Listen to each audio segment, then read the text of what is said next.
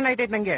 ಯಾಕೆ ಮಚ್ಚ ಏನಾಯ್ತು? ನಮ್ ಫ್ರೆಂಡ್ ಒಬ್ಬ ಗೋಳಿ ಮಗ ಬೆಳಗ್ಗೆ ಫೋನ್ ಮಾಡ್ಬಿಟ್ಟು ಮಚ್ಚ ಬೇಗ ಬಾ ಬಾಡಿಲಿ ಒಂಥರ ಆಗ್ತಿದೆ ಹಾಸ್ಪಿಟ್ಲ್ ಹೋಗ್ಬೇಕು ಅಂದ. ಹಾ ಸರಿ ಅಂತ ನಾನು ಹೋಗ್ಬಿಟ್ಟು ಹಾಸ್ಪಿಟ್ಲ್ ಕರ್ಕೊಂಡು ಹೋದೆ. ಹಾ ಅಲ್ಲಿ ನೋಡ್ರೆ ಆ ಗೋಳಿ ಮಗ ಡಾಕ್ಟರ್ ಹತ್ರ ಹೋಗ್ಬಿಟ್ಟು ಸರ್ ನಂಗೆ ದಿನಕ್ಕೆ 3 ಸತಿ ಮಾತ್ರ ಹೊಟ್ಟೆ ಇಸ್ತದೆ ಅಂತವ್ನೆ. ಯಾವ ಎಲ್ಲ ಆಮೇಲೆ ಅದೀಗ ಡಾಕ್ಟ್ರು ಅದೆಲ್ಲರಿಗೂ ಆಗುತ್ತಪ್ಪ ಅದ್ ಬಿಟ್ಟು ಬೇರೆ ಏನಾದ್ರು ಪ್ರಾಬ್ಲಮ್ ಇದ್ರೆ ಹೇಳು ಅಂದ. ಹಾ ಅದಕ್ಕೆ ಈ ಗೋಳಿ ಮಗ ಸರ್ ನಂಗೆ ಬರೀ ನೈಟ್ ಮಾತ್ರ ನಿದ್ದೆ ಬರುತ್ತೆ ಅಂತವ್ನೆ. ಆ ಡಾಕ್ಟ್ರು ನನ್ ಮಗ ನೋಡ್ತಾವನೆ ಎಂತ ಗೋಳಿ ಮಗ ಕರ್ಕ ಬಂದಿದ್ಯಾ ಅಂತ. ಅಯ್ಯೋ ಮತ್ತೆ ಕರ್ಕೊಂಬಂದ್ಬಿಟ್ಟೆ ಶಿಷ್ಯನ್ ಹೆಂಗ ಆಚೆಗೆ.